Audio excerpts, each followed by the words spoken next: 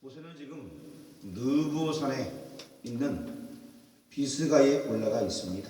그래서 이 비스가 산 정산에서 두 개의 세계를 바라보고 있습니다. 지금 모세는 강경나에 있는 가나안 땅이 보이고 있습니다. 그리고 또 한쪽편에는 자기가 건너와 지금까지 왔던 길들이 쫙 보이고 있습니다. 이 두 세계를 바라보고 있는 것입니다.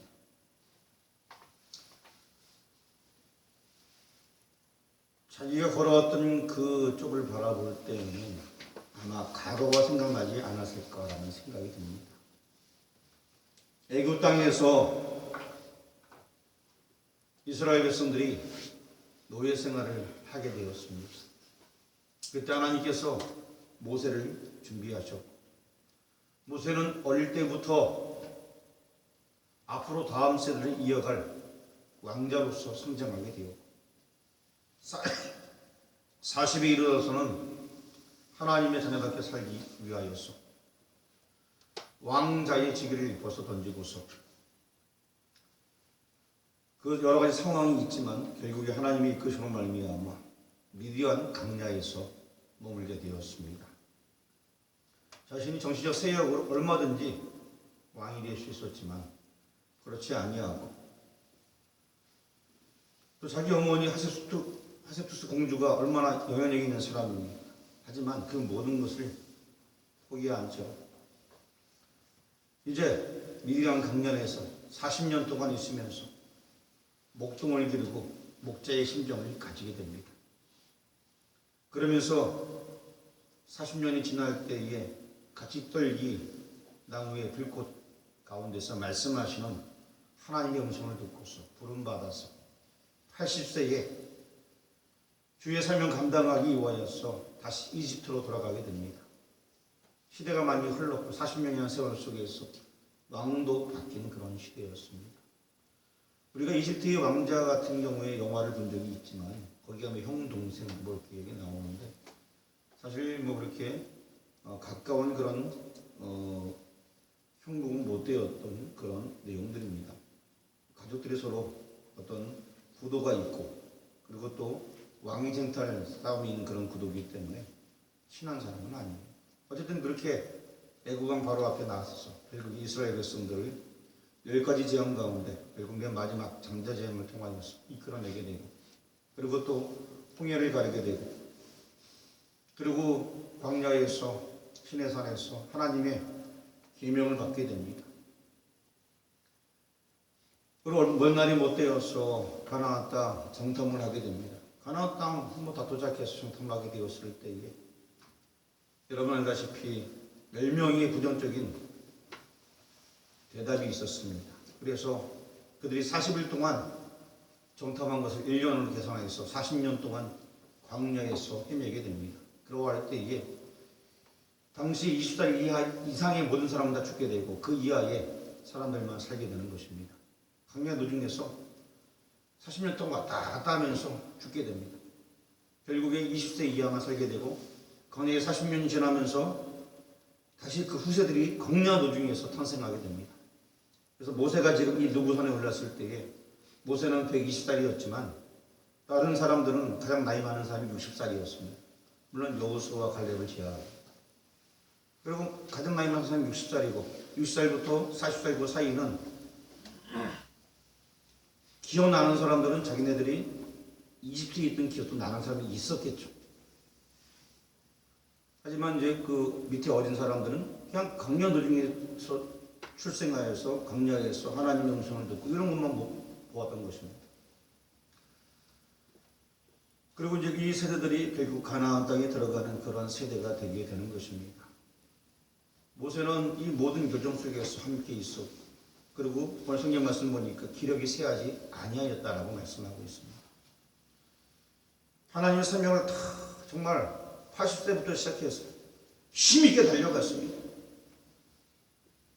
그리고 이제 그 사명을 다 한 연후에 모세의 입장에서 가나안 땅에 얼마나 들어가고 싶겠습니까? 하지만 지척에 두고서 그 가나안 땅에 들어가지 못하였습니다.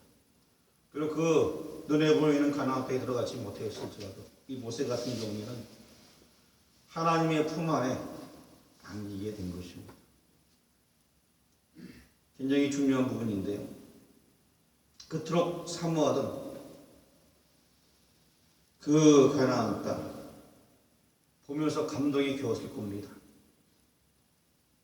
하지만 그 비옥한 땅에 들어가지 못했습니다. 그리고 결국 모세는 그곳에서 하나님의 품으로 가게 되었습니다. 그리고 이 가나안 땅에 들어가는 것은 다음 세대들의 몫으로 주어지게 되었습니다. 이 세상의 모든 사람들은요, 적과 꿀이 흐르는 제 나름대로의 가나안 땅을 목표로 수락하고 있습니다. 모세 같은 경우에는 믿음의 눈으로 자기가 곧 들어가게 될 하나님의 가나안 복지를 바라보게 되었습니다. 하지만 보통 사람들은 적과 꿀이 흐르는 제 나름대로의 가나안을 바라보고 그것을 목표로 삼고 있습니다. 농부는 땅을 정적함으로 미술가는 화폭의 그림을 그림으로, 그리고 또한 상인은 장사를 함으로 정치가는 정치를 함으로 자신이 목표한 가나안 땅에 도달하고자 합니다. 어떤 사람들은 인간적인 자기 목표에는 도달했을지 모르지만 하나님께서 요구하시는 또 하나님 그 아름다운 나라, 그것은 맛보지 못한 사람도 많이 있습니다. 여러분 잘 아는 이건희 씨, 그의 부친 이병철 씨, 다 돈 많은 사람들입니다. 현대의 정주영 씨, 이런 사람 다 같습니다. 그냥 이야기로 전해지는 이야기가 있는데, 이병철 씨는 자기 재산을 얼마든지 내놓고서라도 살 수 있는 방법, 그 방법이 있으면 좀 찾아달라라고 의사에게 이야기했다는 그런 말이 전해지고 있습니다. 사실인지 몰라도 정주현 씨도 건강할 때는 젊은 피, 자기가 그 젊은 사람의 피를 더 수혈받아서, 더 젊은 사람의 피를 수혈받아서 생활했다는 얘기도 있습니다. 이걸 확인한 바는 없습니다만 그런 얘기도 있습니다. 이 지구상에는 우리의 목적지는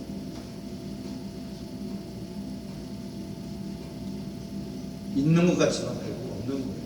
다시 말씀드리면 사람들은 제 나름대로의 가나안 땅을 바라보지만 실제 제 나름대로의 가나안 땅 없습니다. 제가 앞에서 예를 든 정주영 이런 사람들 예수님 안 믿으면요 그들이 바라는 가나안 땅은 없습니다. 아무리 돈을 가지고서 자기 생명 연장하려고 해도 못합니다. 그들이 원하는 가나안 땅 들어갈 수가 없습니다.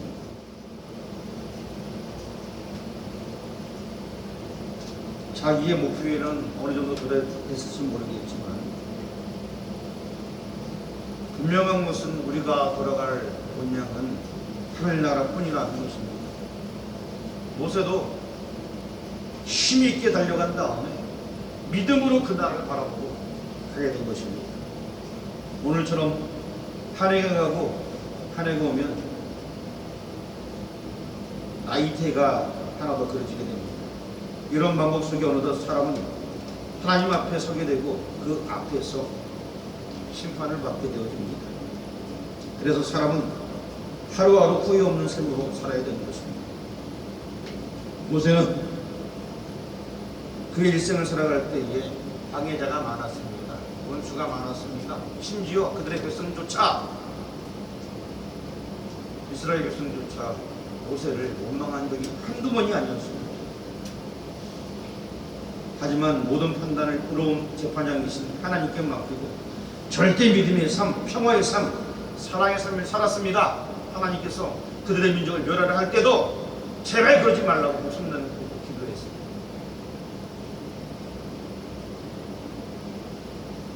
그렇습니다. 광야 40년 동안 여러 가지 일이 있었습니다. 아픔도 있었습니다. 하지만 그는 이겨내고 영적인 가나안 땅에 들어가게 되었습니다. 오늘 우리를 살아가는 여러분들, 이제 2020년이 지나갔습니다. 2021년이 다가가게 되었습니다. 제가 언젠가 지난주인가 사만에 대해서 이야기했습니다. 하루하루 여러분 계산하시고 정말 하나님 그 나라 갈 때까지 우리가 어떻게 살 것인가 한번 생각해 보아야 될 것입니다. 나의 달려갈 길 다 가고 믿음을 지켰으니 이 고백이 있어야 됩니다. 나의 달려갈 길 다 가고 열심히 달렸다는 얘기입니다. 믿음을 지켰으니 이제 이후로 여러분 이제 뭐가 준비되어야 되겠습니까? 의의 멸류, 그것이 우리의 멸류가 되어야 되는 것입니다. 하나님께서 어떤 때에는 박영문이라는 사람을 방황도 하게 만들어, 어떤 때에는 은혜를 베풀어 주셨고, 어떤 때에는 어린이 사역자로 세우셨고, 어떤 때는 청소년을 세우셨고, 어떤 때는 또 찬양하는 사람으로 집회를 하게 만들어주고, 어떤 때에는 청년부를 가리키는 사람, 어떤 때에는 오지에 가서 복음 전하는 사람, 어떤 때에는 이렇게 시골교회에 와서 또 십자가 사역을 하는 사람, 이렇게 하나님께서는 우리의 인생길을 인도해 주십니다. 하지만 중요한 것은 여러분, 우리 나를 계수하여서 앞으로 우리가 또 어떻게 할 것인가. 우리 교회에 표어 및 기도 제목들이 있습니다. 1호까지 기도 제목이 있지만 저는 거기에 아주 굉장히 큰 생각과 의미를 부여하면서 그 7가지 기도 제목을 정하게 된 것입니다. 언젠가 제가 얘기한 적도 있을지 모르겠지만 앞으로 꿈이, 하나님께서 내게 주신 꿈이 너무나 크고 원대합니다. 모세는 자기가 갈 길을 다 갔어요. 가나안 땅, 비록 육적으로 보이는 가나안 땅 못 들어갔을지라도 자기의 삶을 다 하고 영적인 가나안 땅에 들어가게 되었습니다. 저 역시 하나님께 주신 꿈들이 있는데 이 꿈은 그냥 이 땅에서 하루하루 살다가 가는 그런 꿈이 아닙니다. 언젠가 기도할 때 여러분 다 들으셨을 겁니다. 우리 교회가 이 지역의 중심이 되어지고 온 마을이 우리 교회의 마당이 되어지고 뿐만 아니라 할 것 없는 많은 사람들이 우리 교회에서 쉬고 노인들을 우리가 보살피고 더 나아가서 신학교를 세우고 또 전도하고 이런 원대한 꿈을 하나님께 주셨습니다. 우리는 어디까지 갈지 몰라요. 지금 보기에는 아무것도 없어요. 아브라함, 하나님 꿈을 주셨어요. 그를 통하여서 메시아가 온다는 약속을 주셨습니다. 그의 후손이 별과 같이 모래같이 바닥의 모래처럼 많아진다고 했습니다. 100세가 되어서 결국 아들 하나 얻었어요. 하지만 그 꿈은 이루어졌습니다. 이 땅에 많은 예수 믿는 사람, 믿음의 후손들이 어마어마 많지 않습니까? 아브라함을 통하여서 하나님께서는 그 역사를 이루셨습니다. 이 꿈을 우리가 간직하고 나가야 될 것입니다. 이제 여러분들 보낼 것을 보내고 새롭게 맞이할 것을 맞이해야 합니다. 하나님께서 우리를 어디까지 사용할지 모르십니다. 하나님께서 부르시면 응답하시고 최선을 다해서 그냥 달려나가는 겁니다.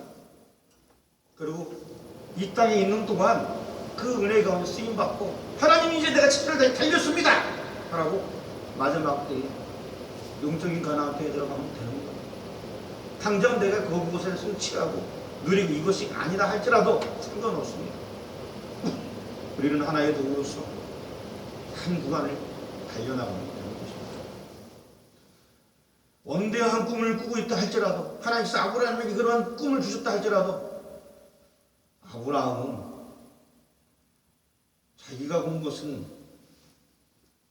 그래 많지 않습니다. 이삭, 야곱. 여러분, 아브라함은요, 그 후손 그대로 아브라함, 이삭, 야곱, 요셉까지 쫙 그 바람을 산 게 아니에요. 하지만 결국에 믿음의 조상이 되었습니다. 여러분도 마찬가지입니다.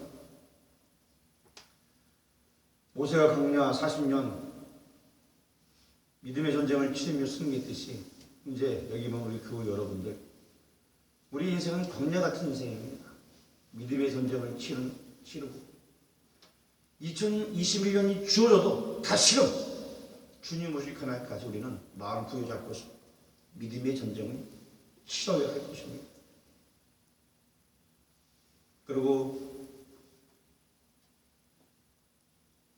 영원한 그 나라를 바라보는 여러분 되시길 주 이름으로 축원합니다. 2021년 새해가 밝았습니다. 새 각오를 가지시길 바랍니다.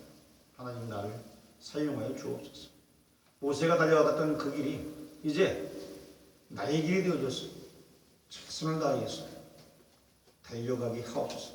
이것이 우리의 기도 제목이 되어야 될 것입니다. 하나님 우리에게 주신 사명, 그것을 위해 최선을 다할 때, 그리고 주님의 말씀대로 먼저 그의 나라와 그의 의를 구하면 이 모든 것을 전부 주신다, 더하신다 라고 약속해 주셨습니다.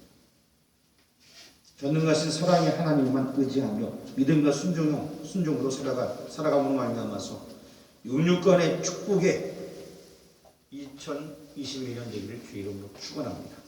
기도하겠습니다. 하나님, 이제 새로 맞이하는 2021년 우리 모두가 하나님의 도구로서 새 마음, 새 각오를 가지고서 오늘 그것은 털어버리고 이제 새로운 마음으로서 힘있게 달려나가길 원합니다. 하나님의 자녀로서 최선을 다해 달려나가서